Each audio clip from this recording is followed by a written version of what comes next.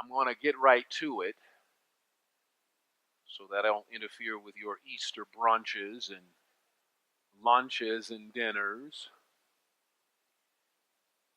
If you are new to our community and if you have never heard me bring a message, I do give disclaimers on Easter. The first one is I'm going to try not to be long so that you can get out of here. But beware when a preacher says I'm going to try not to be long. Second disclaimer is if you've come to hear me prove or disprove of resurrection, this ain't that kind of movie. You're not going to be able to use me to help you prove resurrection or disprove resurrection. We're not going to go into science and history. We're not going to let you bring out your best Richard Dawkins or Jerry Falwell to argue the case. That's not this kind of sermon. Because to do that will make us miss the truth that I think Easter has for us. One of the hazards of our familiarity and with Easter, our experience of Easter, is that we will take for granted the power, mystery, and universality of resurrection. And so what that means is I hope that you will understand that resurrection is not just an Easter thing. It's not even just a religious thing, by the way. There are a lot of resurrected people sitting right here today. So I hope that you will let resurrection surprise you and threaten you again. What do you mean threaten? You threaten us so that we want to get up and get out and bear witness to life. So if you don't get anything else from anything that I say, you heard the choir sing several songs in the opening song. We've been talking about living. So if you don't get anything from me, I hope that you will hold on to resurrection as a means for life. A means for life. And so what that means is that resurrection, again, here's the sermon, so you can walk out after this, I'm telling you. Resurrection is the beginning of a new story. That's what it means. It is not a wrapping up of the plot. It is not a folding up the tent and grabbing your belongings and going home. It is not the closing credit with the big the end that indicates it's time to close the theater and go home. No, resurrection is about the new story. The real journey of life is about to begin. A new life, a new hope unfolding before us. It is my hope that we will remember that resurrection is our summons to live. You pray with me, please. Oh, merciful and loving God, we thank you for this worship celebration. We thank you for this preaching moment. We thank you for these people who gathered here. Oh, I ask, oh God, that as we go to this word, that you will reveal yourself in a new and mighty way to all your children. Less of me and more of you. Use these lips of clay to reveal yourself in a way that your people can hear it. Oh, let what we say here be bound where you are. We will leave here differently in the way we came. In many names we pray.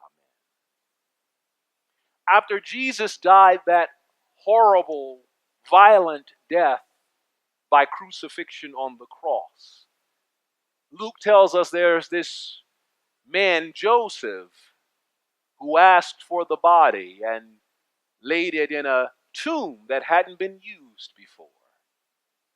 There wasn't time to do a proper burial preparations, the preparations of washing and anointing and clothing the body, because the Sabbath had arrived.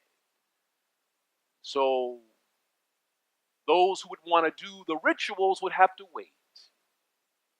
Luke tells us that Mary Magdalene, Joanna, Mary, the mother of James, and the other women who followed Jesus showed up at the tomb on the first day of the week to anoint and prepare Jesus' body with spices. Let me stop right there and say, notice it's the women who showed up.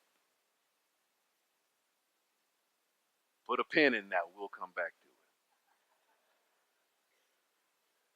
But the women come to prepare the body. But when they got there, they found that the tomb was rolled away. They peeked in to see, and then there was no body. And Luke says, but there were two men in dazzling white clothes there. Now, as I told you before, we're not getting into science and history. I have no idea who the two men were. I don't know why their clothes was dazzling. I'm glad they were. That's the queen in me.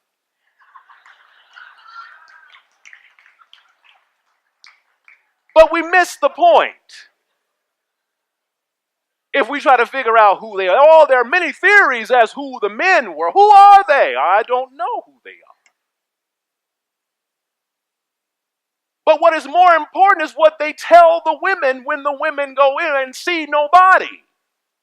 What is more important is the truth that I think echoes now in our own observance of Easter and the practice of Christian discipleship. What is that? Why do you look for the living among the dead? He is not here, but is risen. So why indeed were the women looking for the living among the dead? Even though these women were learners and followers of Jesus Christ and had seen Jesus' great deeds of power and had heard the teachings and the promises, they had been so acclimated to the world's order and power that they showed up to the place where dead people are buried, looking for the one who declared, I am the way, the truth, and the life. So the question is, if this is the way, the truth, and the life, why are you at a cemetery? Oh, you didn't hear me. If this is life, why are you at where dead people are? Why are you here? You see, the women knew only the finality and the absoluteness of the empire's violence and its persecution. So they assumed, as we all assume, when people are dead, they're dead. It's over. Roll the credits, the end. So in their grief and their sorrow, they forgot. They forgot who Jesus was. They forgot the mission and ministry Jesus invited them to. They forgot they had signed up for something that said that I'm bringing a new thing. That's what they signed up for, the new thing that God was doing. But they forgot it. In their grief and terror, they forgot. So they went looking for a dead Jesus when they should have been expecting a living Christ. Oh, see, I thought that was cool. You didn't get it. They were looking for a dead Jesus instead of a living Christ. They were looking for the end when they should have been preparing themselves for the beginning. And so that's why the two men asked, why do you look for the living among the dead? They went on. Remember what he told you. Remember what Jesus told you. Remember the gospel of liberation and salvation that he preached to you, that gave you your liberation. Remember the life Jesus made possible. Remember the new life and the new hope that Jesus promised when he said that the reign of God is here. Remember that you are now a part of the reign of God. So you can experience life and hope, by hanging around dead folk. You didn't hear me. You can't experience life and hope by hanging around dead folk. You've been around dead folk, haven't you? They don't speak. They're cold to the touch. There's nothing going on. We grieve and we're sad and sorry, but you can't get life hanging around with dead folk. So then they kept saying, remember. The women then remembered. They remembered. And they ran and told the apostles. You see, it was after they remembered. They remembered what Jesus said. They remembered who Jesus was. They remembered what Jesus told them. They remembered the mess. They remembered the healing. They remembered how Jesus himself was raising people up. They remember how they were liberated. And then they were empowered and they were emboldened to go and let the others know that there was no use for looking for the living among the dead. He's not here. It's the women who said that, you see. It was the women who told you, hey, stop being dead. Stop looking for the living among the dead. Let's get on with this. Let's get on with this. And then, so they go and tell the apostles. See, the apostles too had become acclimated to death and violence. And they knew the empire's reign of terror, and they were afraid. They have to go and tell more people. To go tell more people and proclaim a living Christ and his victory over the powers of death, and his victory over the power of disappointment. They have to go and proclaim. So that's what resurrection is about. It's about our vocation to go and proclaim the living Christ, not a dead Jesus.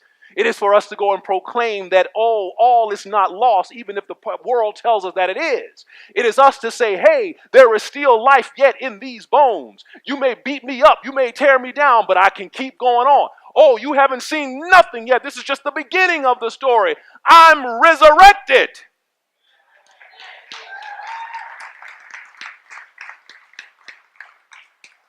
And so even as we celebrate the resurrection of Jesus this day, I know what's going on. We often distance ourselves from the implications of resurrection.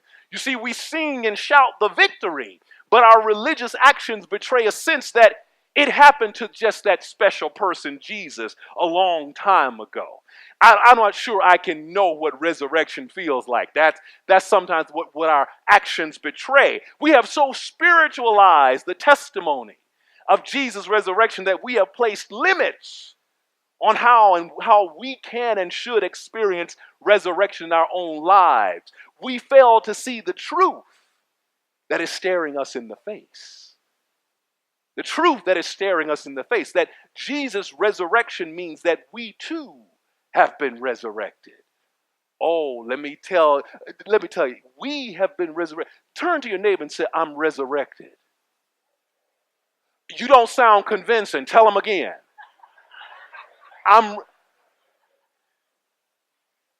You see, that Jesus' victory over death and darkness is our victory too. That we are now alive too. That the new way that Jesus is now known and perceived declares the new life and new hope is a gift for God's resurrected people. Oh, I know what you're saying. Now, what's the bottom line, Pastor? What are you trying to tell us to do? Be resurrected. Because you are. Get up. Get up out of your tombs. Get up out of that tomb and go. Go and tell the world. Take off your burial clothes. Don't wait for them to put oil on you. Get up and go out and tell the world, I'm alive. Oh, you're not convinced. Embrace the new life and new hope that Jesus' resurrection has made possible. Come out of those tombs. Oh, I know you're lingering in them. Oh, you're hanging around the stone. You can't get out of the graveyard. Get out. Get out of there.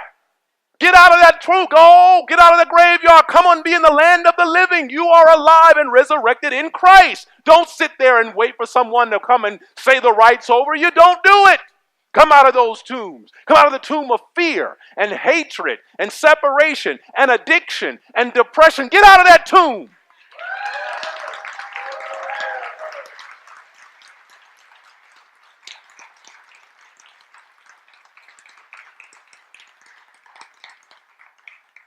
Oh, no, I'm not selling you any snake oil here. I'm not saying it's going to be all good. I'm not a self-help guru. I'm not saying that you're not going to encounter death. Oh, death is real.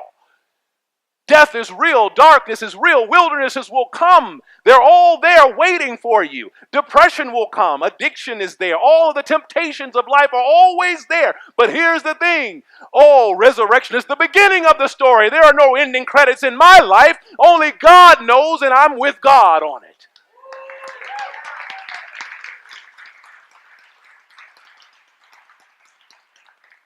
There's enough waiting for us now that you don't have to pick up your own coffin and walk to that grave. Don't do it. Come out of those graves. Resurrection means that we now have a claim on life. Claim your life. Embrace your life. And here's the thing. If you find yourself in that grave, do what the men in dazzling clothes, those fine men with those sequin dresses who said, hey, why are you looking for living among the dead? He is not here, but has risen. Go, get out, remember. And so when we find ourselves in those inevitable places of challenge, when we find ourselves going through those hard times, I want you to know, you don't have to mourn too often and too quickly. We don't have to assume that death and defeat and failure are the final words on our lives. We don't have to accept disappointment and disadvantage as the way it's always going to be. Embrace your life as one who has been resurrected right along with Jesus. Because resurrection reveals a new reality, a new possibility, divine newness. Because the tomb was empty, we do not have to fear that life is not possible when it all seems lost. Because the tomb was empty, we can have hope that we are not counted out or left behind because the world says you are no good or you are no account. Because the tomb was empty, we don't have to submit to oppression and persecution and domination. Oh, we can stand right along with those people in North Carolina and say, no, we are God's people. Oh, yes. So every Easter, the question is going to come whether or not we want to hear it or whether or not we want to answer it. Why do you look for the living among the dead? Every Easter, we have to decide if we're going to keep looking for dead Jesus or if we are going to embrace the new life and the new hope that is made possible in the living Christ. Every Easter, we have to decide if we're going to be threatened by resurrection such that we get up, get out, and carry on the ministry that Jesus began. Oh, you can do it because you got a new story right now for you. It's a new thing that's about to unfold. Oh, yes. Don't look for the living among the dead. Oh, I think I'm going to get in trouble now. See, that's why I think some churches are dying. I think some are dying. Not the way you think. I think churches are dying because they're holding on to a dead Jesus that they cannot see the poor and the hungry and the thirsty right in front of them. They're holding so tight to their doctrines that they can't even show compassion for all God's children. They're holding on to their Bible so strongly that they fail to see that the Bible is their marching orders, not their judgment orders.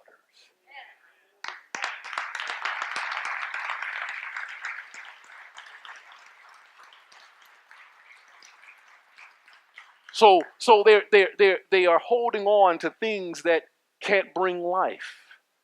Oh, they remember how old Reverend John used to do it. That they can't even welcome the LGBTQ people who come to worship in their space. Oh, they are so wedded to how it used to be that they join in the march against all of our Syrian and Muslim brothers and sisters. Oh, they are so caught up in the way it used to be that they can't even embrace the living Christ who said the story is being rewritten even as you walk in the door. So as God's resurrection people, oh, I'm throwing the moniker on you. You can't get away from it now.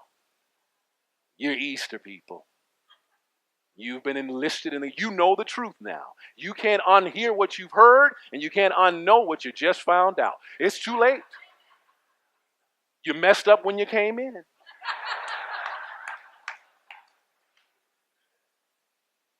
Let's stop looking for the living among the dead and embrace God's new creation, a new thing. Oh, whatever you hear, whatever the men in dazzling clothes said, remember their words. Don't do it. Don't look for the living among the dead. And go out. Go out and tell the world. Remember who Jesus is. Remember what Jesus gave you. Remember who and whose you are. And then you can embrace the new life and the new hope that God has given you freely just because you are God's beloved. Amen.